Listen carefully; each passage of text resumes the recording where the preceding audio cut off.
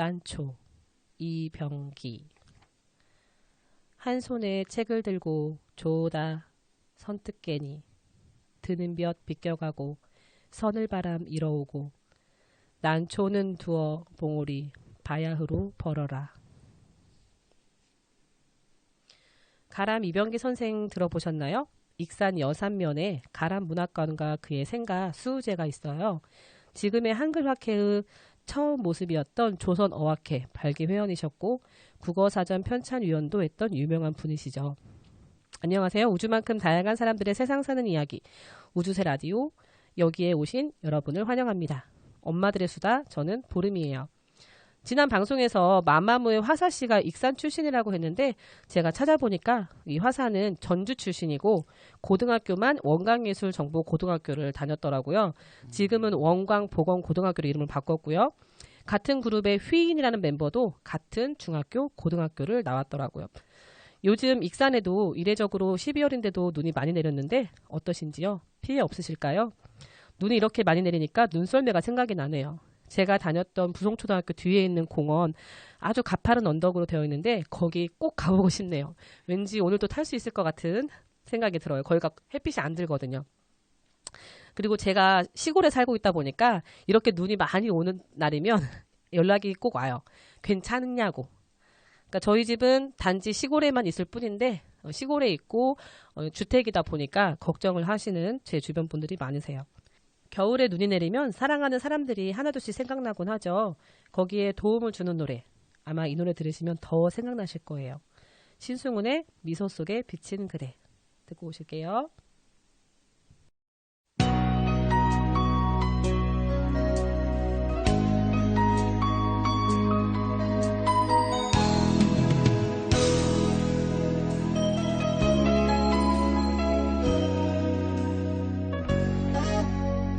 너는 장미보다 아름답진 않지만 그보다 더 진한 향기가 너는 별빛보다 환하진 않지만 그보다 더 따사로워 탁자 위에 놓인 너의 사진을 보며 슬픈 목소리로 불러보지만 아무 말도 없는 그대 나만을 바라보며 변함없는 미소를 주네.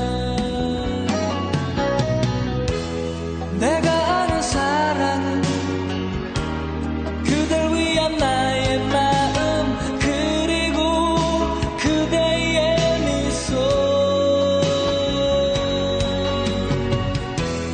내가 아는 이별은 슬픔이라 생각했지 하지만 너무나 슬퍼. 나는 울고 싶진 않아 다시 웃고 싶어졌지. 그런 미소 속에 비친 그대 모습 보면서 다시 울고 싶어지면 나는 그대를 생각하며 지난 추억에 빠져 있네. 그대여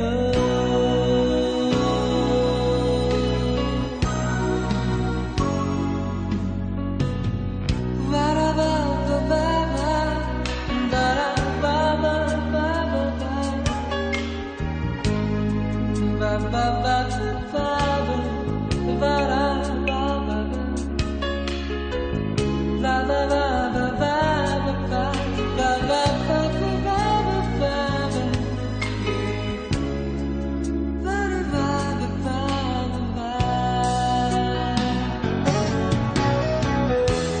내가 아는 사랑은 그댈 위한 나의 마음 그리고 그대의 미소.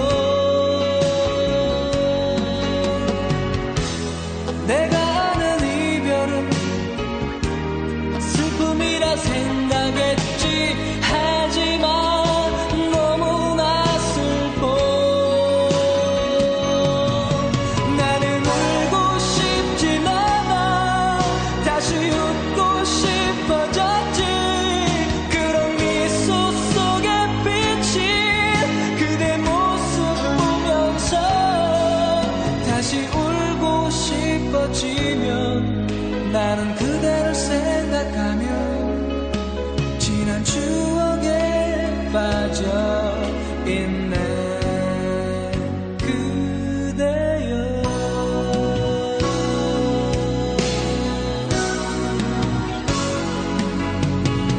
울고 싶진 않아 다시 웃고 싶어졌지 그런 미소 속에 비친 그대 모습 보면서 다시 울고 싶어지면 나는 그대를 생각하며 지난 추억에 빠져 있네 그대여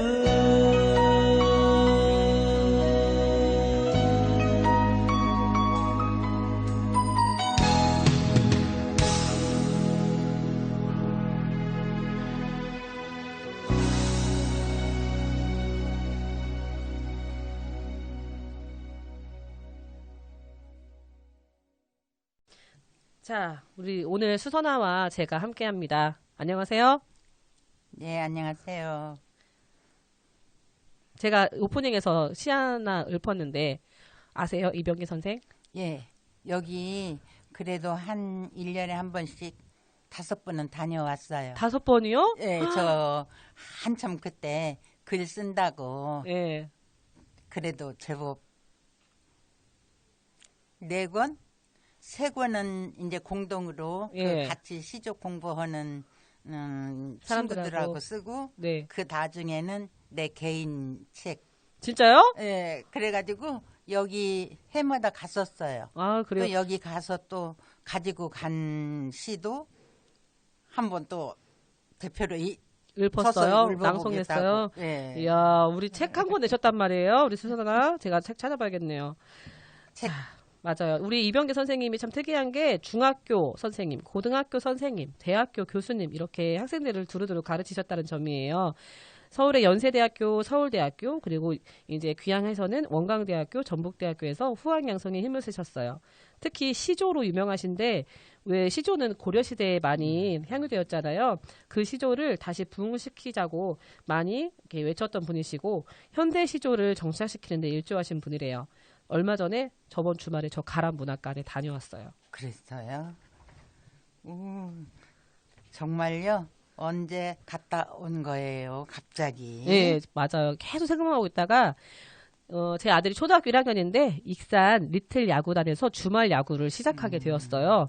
넘치는 힘을 그냥 가만두기 아까워서 축구 같은 흔한 운동보다 뭔가 특별한 운동을 시키고 싶었는데 검색을 하다 보니까 리틀 야구단이 있는 걸 알게 되었어요.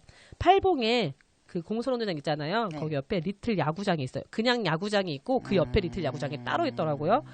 눈이 오고 비가 오면 또 그 옆에 실내 야구장도 있어요. 거기에서 운동을 하더라고요. 1시부터 5시까지. 아들을 보내고 나서 저는 어떻게 시간을 보낼까 하다가 지난 토요일 12월 23일에 여산면에 있는 가람 문학관과 그의 생가에 다녀왔어요. 바로 붙어 있더라고요. 예. 제가 익산 살면서 그곳을 한 번도 가보지 못했다는 게 엄청 부끄러웠어요. 제가 국문학도라서 대학교 때 전라남도, 충청남도, 강원도로 문학답사를 여행을 했었어요. 2박 3일씩. 이렇게 가까운 곳에 있는 문학관을 가보지 않아서 송구한 마음도 들었어요. 리틀 야구. 오, 그건 뭐예요? 그 축구교실처럼 야구도 클럽 같은 형태로 있는 건데요. 평일에는 4시 30분부터 9시까지, 주말에는 오후 4시간 운동을 하는데요.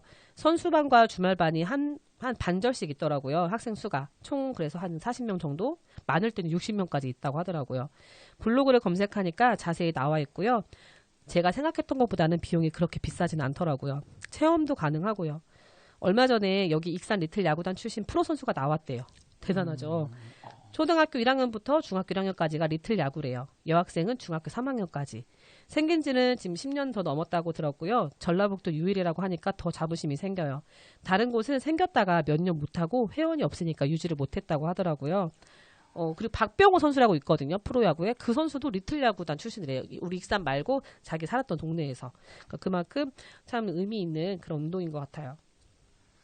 익산에는 꾸준히 야구를 해보고 싶은 아이들이 있나 봐요. 계속 유지되는 거 보면은요. 프로야구 선수도 배출하고 엄청 유명한 팀이겠어요. 네, 맞아요. 전국대회 나가면 3위 안에는 든대요. 꼭 강팀이죠.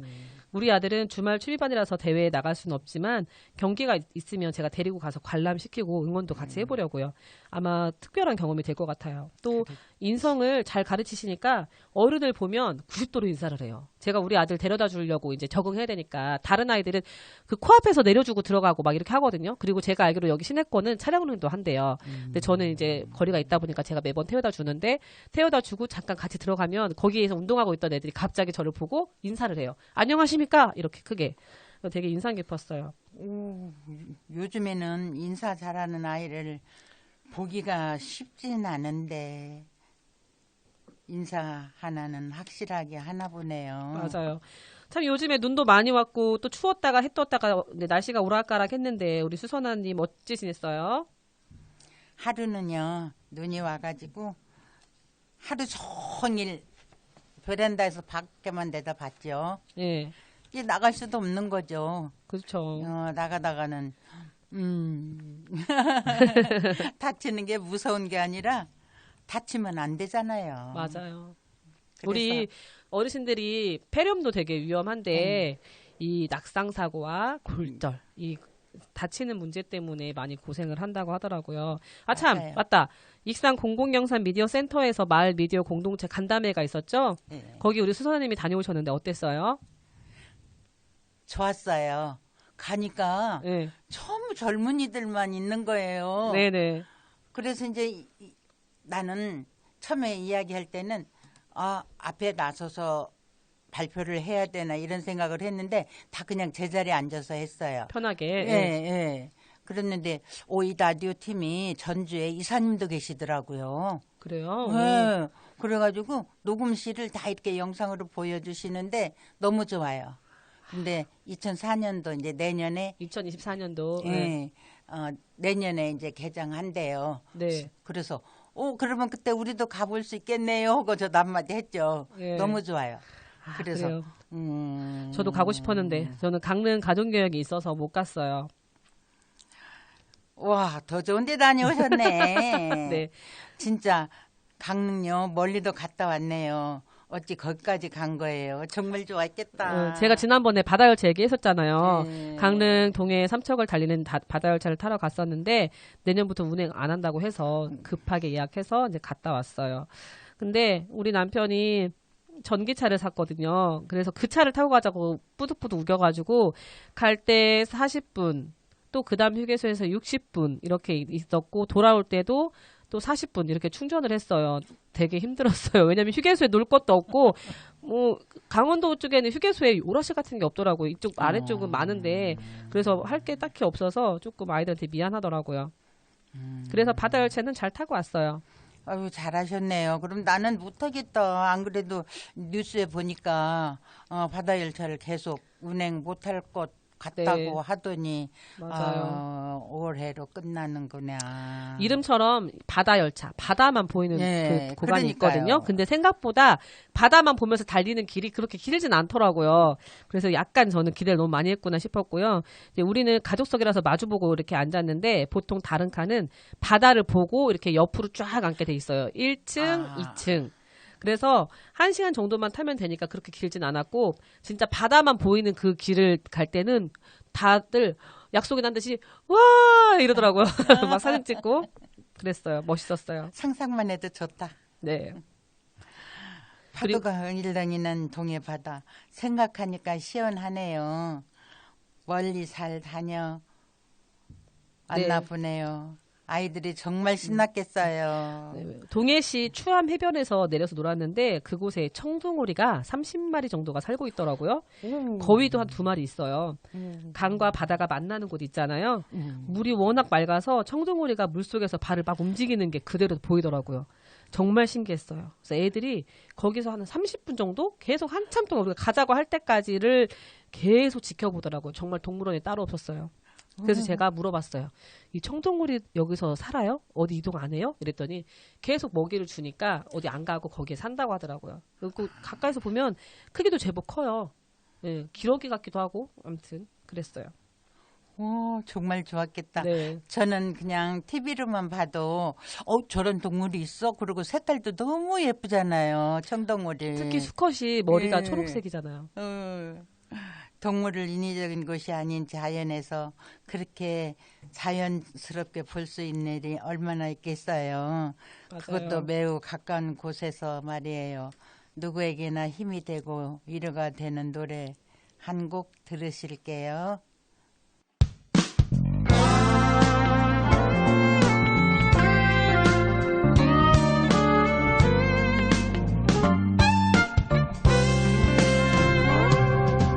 마주한 얼굴 사이로 찾아낸 길, 난 너의 두 눈에 담긴 세상을 느껴 낯설고 익숙지 않은 곳을 향해 더딘 발걸음을 내딛어 보는 것도 함께 걸어갈 네가 있으니 괜찮아.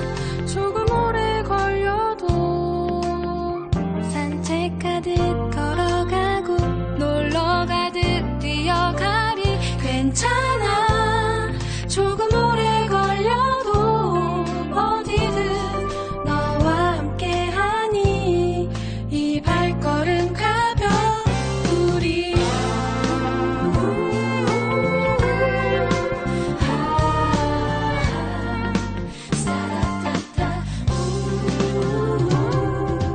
날 믿고 내민 손에서 찾아낸 설레, 난 너의 손끝에 담긴 사랑을 느껴 낯선 시선과 수많은 거절 속 씩씩한 발걸음을 내딛어 보는 것도 함께 걸어갈 네가 있으니 괜찮아.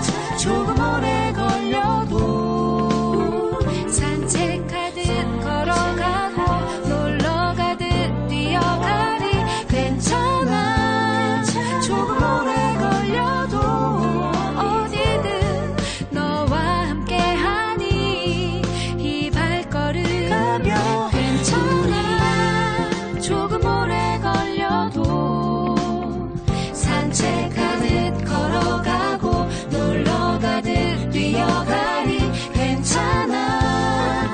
조금 오래 걸려도 어디든 너와 함께하니 이 발걸음 가벼워. 우리 한 걸음씩 너와 내가 어딜지 가도 한 걸음씩 너와 내가 서로 기대어 한 걸음씩 너와 내가 희망을 향해 한 걸음씩 우리 함께해. 괜찮아.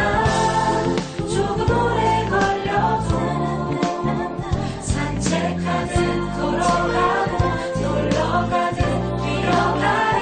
괜찮아. 조금 오래 걸려도 어디든 너와 함께하니 이 발걸음 가벼워. 괜찮아. 조금 오래 걸려도 산책하듯 걸어가고 놀러 가듯 뛰어가리. 괜찮아. 조금 오래 걸려도 어디든 너와 함께하니 이 발걸음 가벼우리.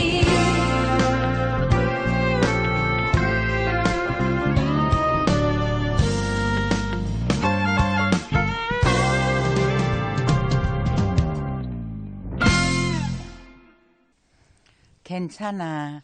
조금 오래 걸려도 산책하듯 걸어가고 놀러 가듯 뛰어가리. 괜찮아.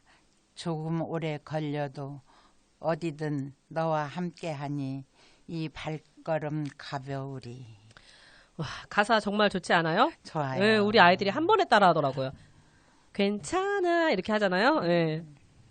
이 세상에 혼자가 아니라는 메시지를 주니까 더 힘이 나는 노래네요. 목소리도 잘 어울리고. 네, 엊그저께가 성탄절이었잖아요. 우리 집이 좀 어려웠을 때, 그러니까 제가 어렸을 때 살았던 저희 본가 집이 어려웠을 때, 이 추운 겨울이 오면은 특히 더 힘들었던 것 같아요. 겨울 되면은 난방비 이런 것도 되게 많이 들잖아요. 맞아요. 그리고 우리 아버지가 하시는 말씀. 춥고 돈이 없는데 먹고 싶은 건 왜 이렇게 많은지 모르겠다고. 꼭 돈이 떨어지고 없을 때 먹고 싶은 게 생긴다고 하시더라고요. 성탄절에 뭐 했어요? 성탄절에 저야 뭐 해마다 비슷해요. 교회 갔다가 원래는 양가 어른들을 만나러 가야 되는데 이번에는 눈이 많이 와가지고 시댁에만 다녀왔거든요. 미리 성탄절 전에. 네, 우리 애들이 그리고 이번에 교회에서 처음으로 성탄 축하 발표회를 했어요. 우리 애들 생각보다 잘하던데 4살 때 재롱잔치 이후 처음이에요. 이렇게 공연하는 것이. 그리고 코로나 때문에 이제 계속 3년 동안 할 수 없었잖아요. 그러니까 이제 어느새 이 나이가 된 거죠.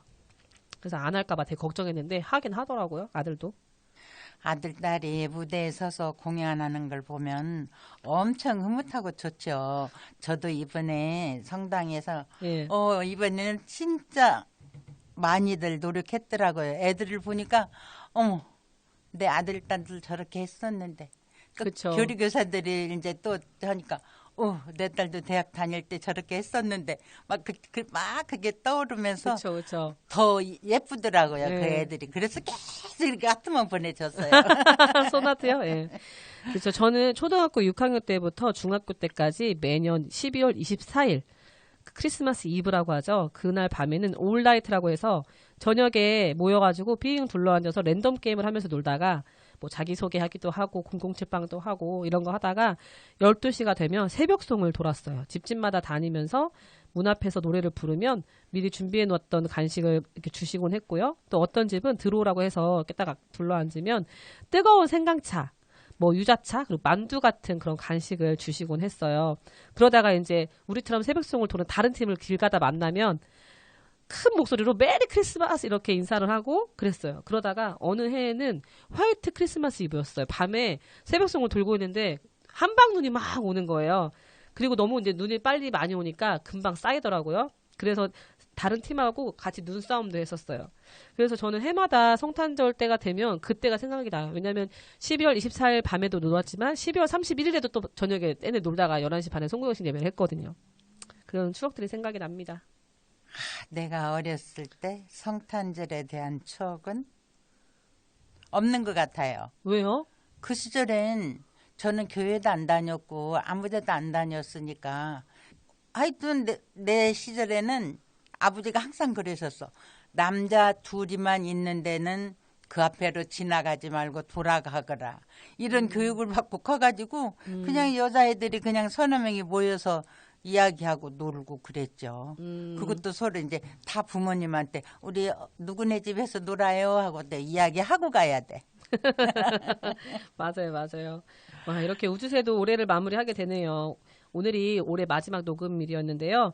엄마들의 수다는 이만 마칠게요. 마지막 곡 최재훈 말고 임재현의 비의 랩소디를 들려드릴게요. 더 잘 부르더라고요. 새해 만나요. 우리는 엄마 편, 여러분 편입니다. 편입니다.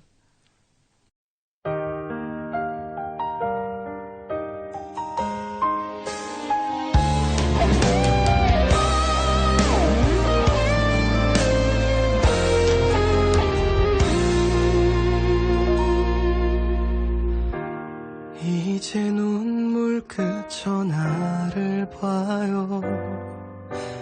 우는 그대 더 아름다워. 내게 이 모습조차 더 남지 않도록 그냥 고개 돌려요. 그저 미안한 마음뿐이죠. 그댈 위해 해줄 게 없어. 모두 이해할게요. 그댈 아끼는 마음 그분들도 같을 걸.